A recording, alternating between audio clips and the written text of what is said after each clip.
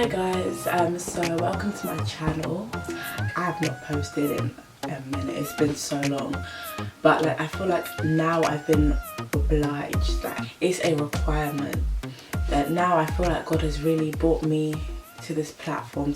So I just want to talk about it, and there's been too many signs from God for me to actually speak about it. That's what I was doing. I was putting it off. I was like, no, it's alright, tomorrow I'll do it. Tomorrow never came, but tomorrow came. The last confirmation I had was also somebody's testimony, says we need to share, but it was also a dream I had. And that was just confirming to me that I need to do this. It's not for me, do you get what I mean? It's not for me, it's for other people to hear the word and hear the messages and identify things that is happening to them, that'll happen. I feel like what I know could make people see things differently. That's why I'm speaking on it, and that's why I feel like God has shown me that I need to do this for his people. Every dream you have is spiritual, whether it be good or bad. Like, there are dreams from God and there are also dreams from the devil. God reveals the devil's plans through the dreams. So even the bad dreams, be thankful that you have them, because they are revealing to you things that are happening. Like, you don't just dream for the sake of dreaming. Every dream that you have is spiritual, and it's basically your spiritual self interacting in the spiritual realm, and it's just an insight of what's happening. Be not overcome of evil, but overcome evil with good. And that's Romans 12:21. This is basically reiterating what God is doing as well. Even though it's an evil dream that you may be having, in a way God has allowed it to happen for you to see the reality of your life, because he understands, and everybody needs to understand that whatever is conceived in the natural realm has already been premeditated and birthed in the supernatural. So whatever is happening around us now, it has already been like confirmed in the supernatural world. As for me, like, I've experienced a lot of, well, not a lot, well, it's been a lot. Let me tell you about one experience I had. It was during London Fashion Week, so I came home for that. I think it was a week I was here. I can't remember what led me to fast, but I remember I was fasting. I've done fast before, but those fasts it didn't count because I didn't know what I was doing. What made it go so left is that I was telling people I was fasting. You don't do that. When you're fasting, you don't go around preaching it to people. It's between you and God, do you get what I mean? It's personal. People don't have to know about it. It doesn't concern them. It concerns you and God alone. So that was number one. But this time I felt like this fast was like the first fast I could say I properly fasted. And I don't know what, like I said, I don't know what inclined me to fast, but I felt like it was something I had to do.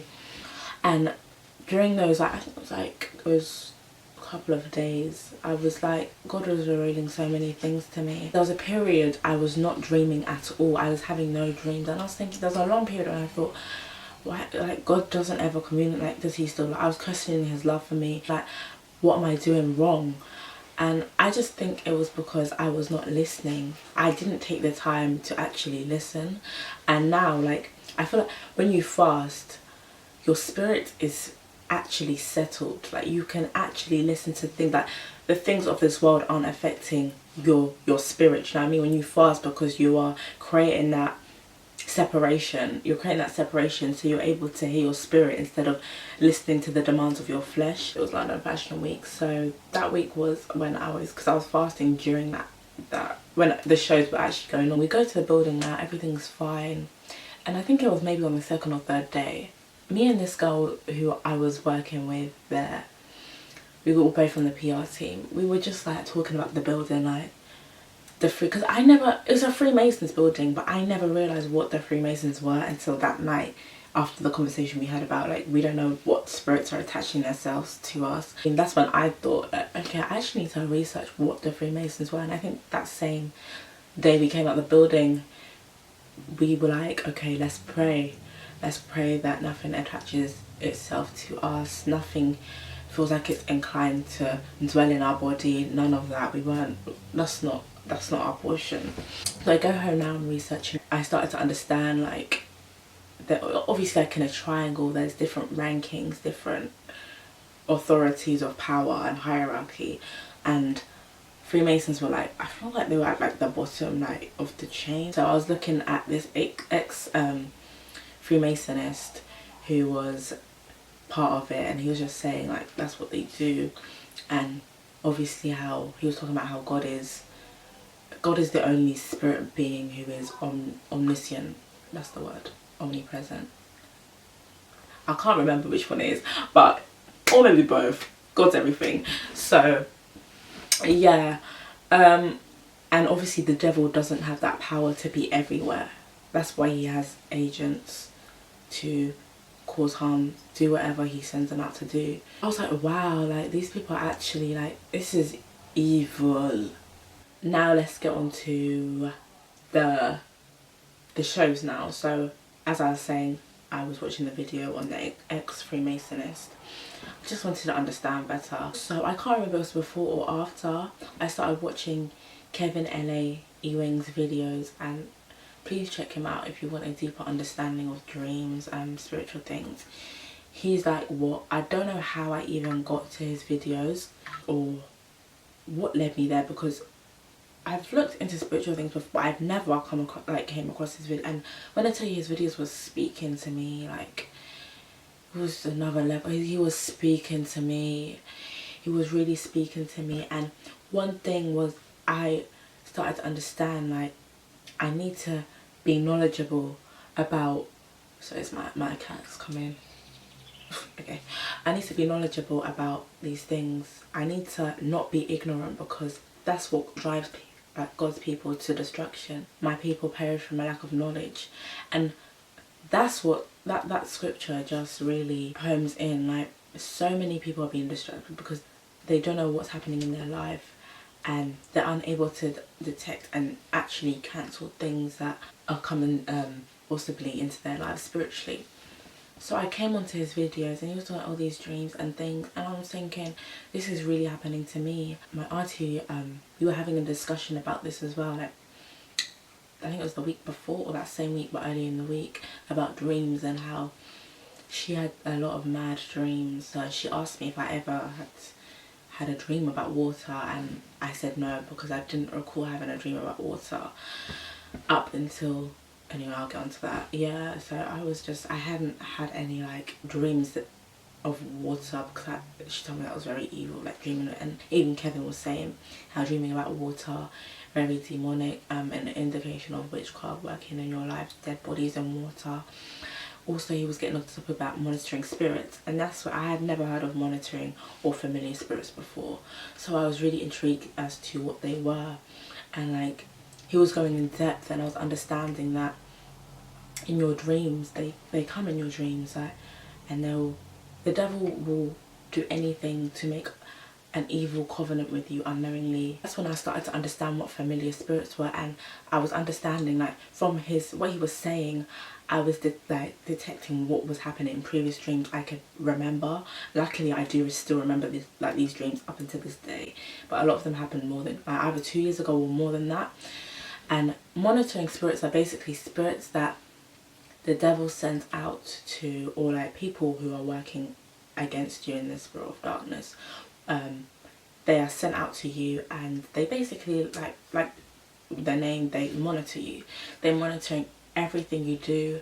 They're monitoring everything you say. They know all about you, like they know everything about you. And monitoring spirits, they can come in forms of animals as well. Spirits can inhabit themselves in animals.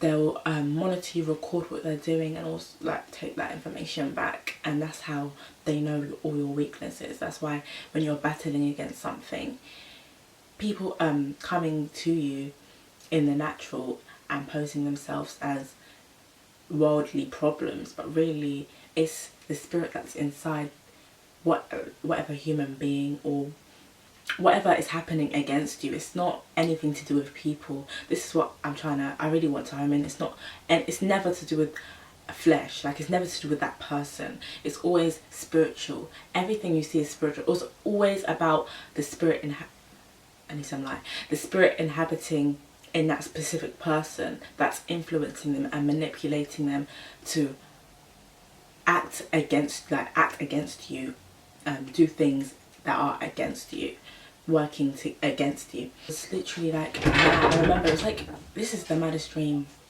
one of them. It was a man, I've noticed that all the events that in my dream that are bad or anything, most of them are in my house, because obviously I was living here before I went to uni. I'm here at home now. Anyway, I was having this dream. That's one dream I had. It didn't make sense at the time, but now it makes a lot of sense. There was a man like in a suit. It wasn't a man, it was weird. It had an alien like head, but a suit on. It looked like a man. It had like glowing blue eyes, and it had like thousands and thousands of dogs. Like, okay, that's an exaggeration. There was a lot of dogs. I was there, but I couldn't see myself. So this guy, or this alien in a suit, was literally had the dogs, and it was like chasing me with the dogs.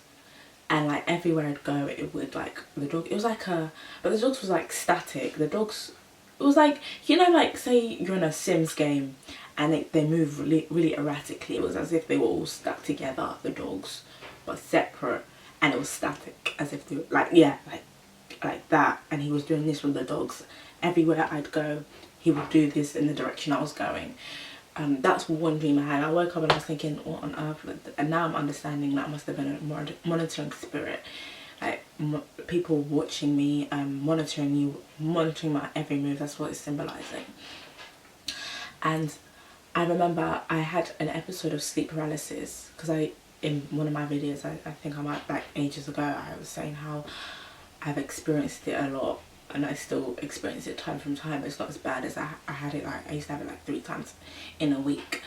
But during one episode of sleep paralysis, I remember, so I went into like a dream mode, and I remember there was like, I thought it looked like a burglar to me. I don't know what he was planning to do in the dream, but he was running up. He had a hood and he was running. I remember I was running to my window. I saw the guy come to me. Like the way my house is set up, I live in a maisonette, so our driveway's there, and he's coming, so I can see out the window from on top. It's high up, so I'm seeing him run towards the gate to come into the house, and I run to the window now, and I'm screaming, and nothing is coming out of my voice in the dream.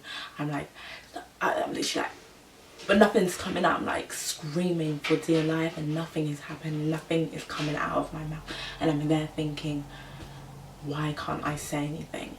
And then that's when like, I never saw him come up the stairs, but the dream, like it just stopped. Like that's when I was like, okay.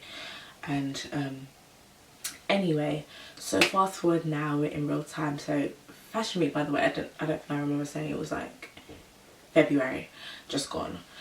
So I had the similar dream to what I had with the masked man. When you're dreaming of anything bad, like anything that could be a sexual, because sexual dreams are not of God. Let me tell you this, they're not of God. And if you're having a sexual dream, you have to cancel it then and there. If you don't cancel it in the dream, cancel it when you wake up. It's very important, because when you're having a sexual dream, the person you're fornicating with is not that person who you think is in the dream. Whoever you think you're fornicating with, is getting really dark.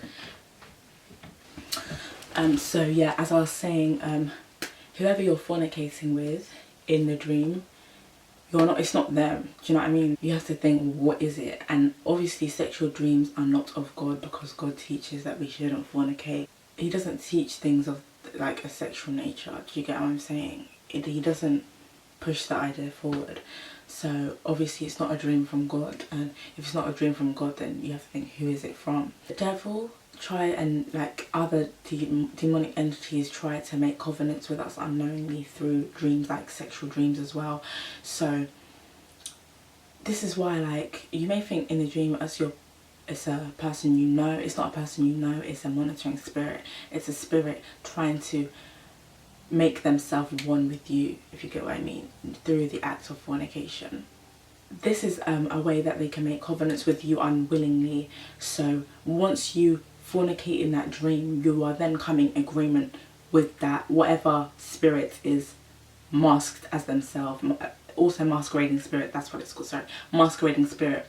Whatever masquerading spirit is in that person. Like, it could be disguised as someone you know, like I said, somebody who's really attractive to you, etc, etc. It's not them. It's not, I want to make that clear, it's not them, it's a masquerading spirit. A covenant, if you don't understand, is basically like an agreement. It's like a contract.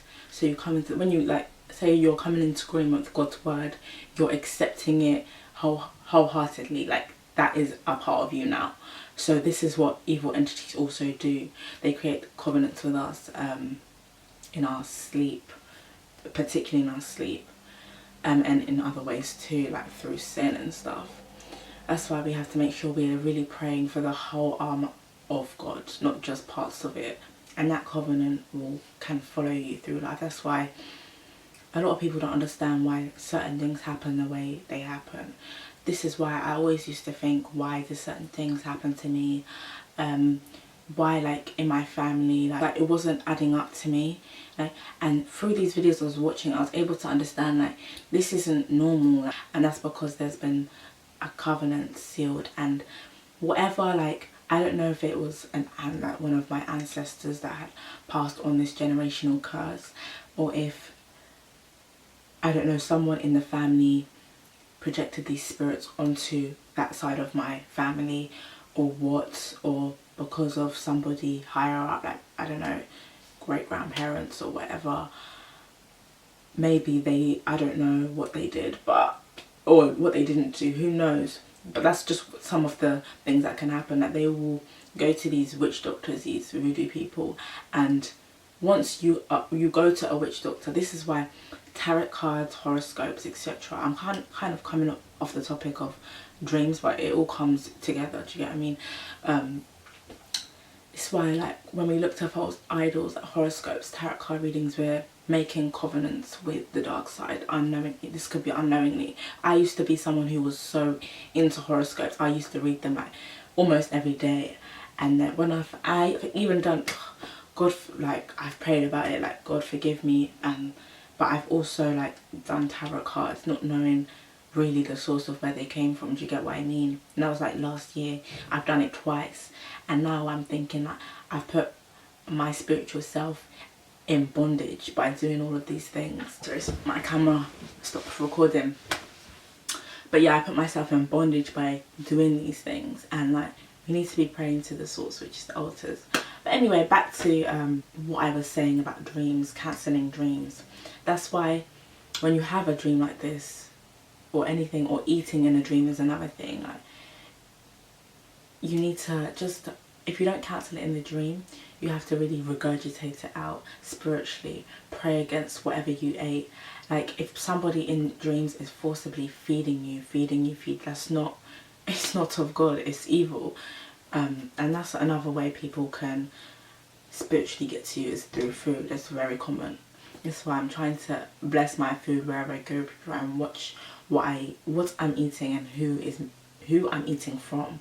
That's another thing, because you don't know out here.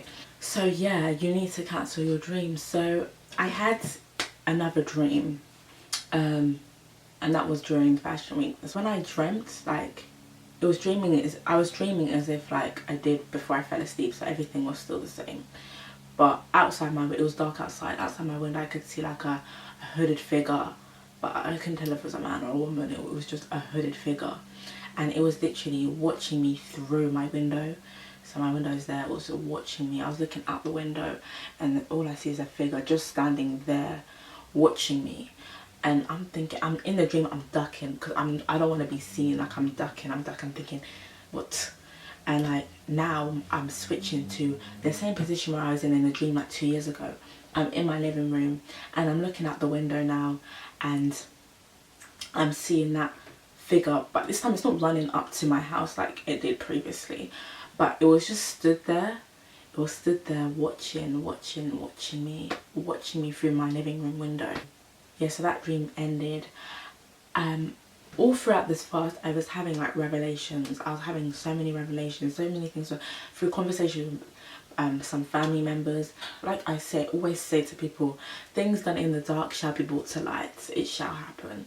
So yeah, I was having conversations, like revelations, like wow, like it was all coming together full circle, and it was literally by God's grace this was able to happen. Because I don't even know how I was led to watch these videos, but I'm telling you, they were a godsend. They were really a godsend, and even the conversations I was having with people, godsend. Scriptures I was reading, godsend. I was starting to understand scriptures, but I was spiritually so inclined, like spiritually so understanding. And now like I'm seeing things in a different light. Anyway, so I had another dream, and this dream, it was like wow, because I've, like I said before, I've never had a dream about water. I've never had a dream about water, but this time, this was the first dream I can actually remember that I said I've had a dream of water, and that was just odd to me. Odd to me. So in this dream, like this dream was weird. I was submerged in water, but I was in water. I wasn't scared, but I was just floating in water, and there was like a clown. I remember the clown was white and yellow, and the clown was literally like with me in the water as I was floating really slowly downwards. The clown was literally like not even like, it was quite still, and was just this close to my face, just staring at me. And but in the dream I wasn't scared, I wasn't flapping about or doing, I was very still. It was as if I was aware. So maybe like, I don't know if this is God telling me now that like my spiritual eyes have been open to certain things, I'm able to detect what these things are, which is why I'm no longer scared, if you get what I mean. I'm able to know what is happening, and this is trying to scare me for whatever reason. But in the dream I was so still. I was watching the clown watch me. It was like we were having a face off. We were just, but it was a scary, when I tell you this clown was scary, if I saw it in the street I'd run, but in the dream I was so still. I was still falling more and more like down in the water, but very slowly. Like the scene switched all of a sudden. I was in my house in the living room, and I started milli rocking. I was just like, because I cancelled the dream in my dream, and I was milli rocking. I was happy that I cancelled the dream. I was milli rocking, and then I woke up. Then I was like, wow, like I was aware. This is like the first thing God is telling me, like, okay, you're on the right path. You're understanding spiritually what is happening to you. I've graced you with that now, so I'm understanding a lot more. Like I never, if I had this dream before, I would have never had like understood what's going on. I'd have thought, okay, I don't know. So monitoring spirit, monitoring spirit, a familiar spirit, they're familiar with you. They're trying to find all your weaknesses, like I said, noting them down. So I cancelled that dream, but when I woke up, I just made sure to cancel the dream, just in case, because you don't know. And I feel like when you're on a fast, your things will be revealed to you like that. Like things will start flying, and you're thinking, where is this all coming from? Like things, you'll experience a lot more spiritual attacks, because obviously you're fasting. This is pleasing to God, and this is pleasing to God, and the enemy doesn't want God to be pleased with you. Do you get what I mean? Or doesn't want you to feel like God is pleased with you. He wants to keep you where you are, keep you in bondage, keep you spiritually tied up. So when you are fasting, you're obviously more inclined, so you'll see more spiritual things. But I also believe like it's God showing you what's happening. God is revealing the deeper secrets. One day I'll remember all my scriptures, but for now it's a safari thing. In Daniel 2:28, but there is a God in heaven who reveals mysteries. He has shown King, I don't know how to pronounce his name, but Nebuchadnezzar, probably wrong, but yeah, what will happen in days to come. Your dream and the visions that pass through your mind as you were lying in bed are these. So it just proves and it reiterates like God is constantly talking to us through dreams. That's why when you dream, you please, like, if you can't remember it, write it down, like as soon as you wake up, because it means something. You're not just dreaming for the sake of dreaming. There's a purpose to why you're dreaming, because it's everything that's happening in the spiritual realm. This is what you're dreaming about. And if it's good, when you wake up and pray about that, pray that it comes and forms itself in the natural. But if it's not good, if it's not of God, pray that you destroyed the altars working against you. Like there are altars in church and churches of God, there's also altars of the enemy, demonic altars. This is where the altars are basically where humans can communicate with spirits. This is where the altars are basically at the forefront of everything. This is where they create their whatever they are using to astral project things onto you. You have to destroy the source, and the source are the altars, because every time it's going to be an altar involved to make that connection between human and spirit. Do you get what I mean? I hope that's making sense to you. But yeah, so you have to pray against the altars. Pray that you will destroy them, that you bring the fire from heaven down on these altars and destroy every word, every curse said amongst the tongues around that altar. Do you get what I'm saying? You need to speak against it. So I think that's it for now. So I'm so glad like I finally done this video, and I've had so many like confirmations from God through my dreams to do this video, because I was really thinking, like, before I was even doing the video, I was thinking like, God, I just felt like I was not qualified, because as for me, like, I've just like come back to Christ, and I believed in God, but I was just living life anyhow. It wasn't on my conscience, it didn't play on my mind about God. I just knew I knew he was there, but I didn't have faith. Do you get what I mean?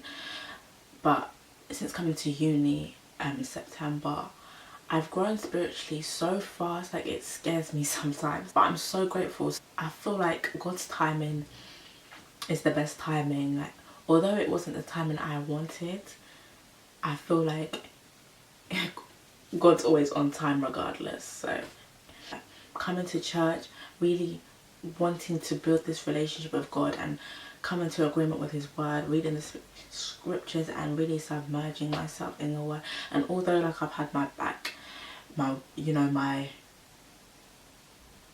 what do you call it, my withdrawal, not withdrawal symptoms, but I've been withdrawn from his word sometimes, and I wake up and I haven't prayed all day, and it's like I just need to understand that it's a process, and I just need to continue to make the conscious effort, because it's something I don't want it to be something that's a chore. I want to do it on my own accord. I want to be able to pray, and that I genuinely do, but sometimes it's just like, wow, it takes, I feel like sometimes it takes a lot out of me. So I don't know, maybe I just need to continue praying that whatever it is that's keeping me feeling like I don't want to pray, it just, you know, is released, because I want to be able to build that relationship with God now.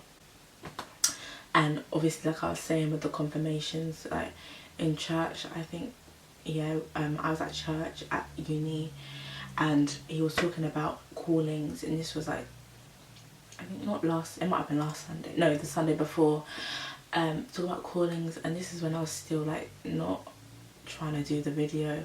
If you're being called, you're not just living on this earth to live. Do you get what I mean? You're on a mission, and you've been called to do things. Like, there's always something you can do in the ministry. God has assigned each and every one of us a task to do within the ministry, and you need to be actively working in the kingdom of light. Do you get what I mean? And that's one thing I've learned. Like, when I heard that, I was like, that's why I just started crying in church. I was like, it's true, I need to really do my calling. And it's crazy, because I was praying, and I even forgot the prayer. That's why, like, 2 weeks after I prayed, like, I was like, please Lord, like, send, because I was still unsure whether to do the video, like, please Lord, send a feather, anything, am I qualified enough? And that's when I forgot I even prayed about that. 2 weeks later or something like that, I found a feather like in my bed, and I was thinking,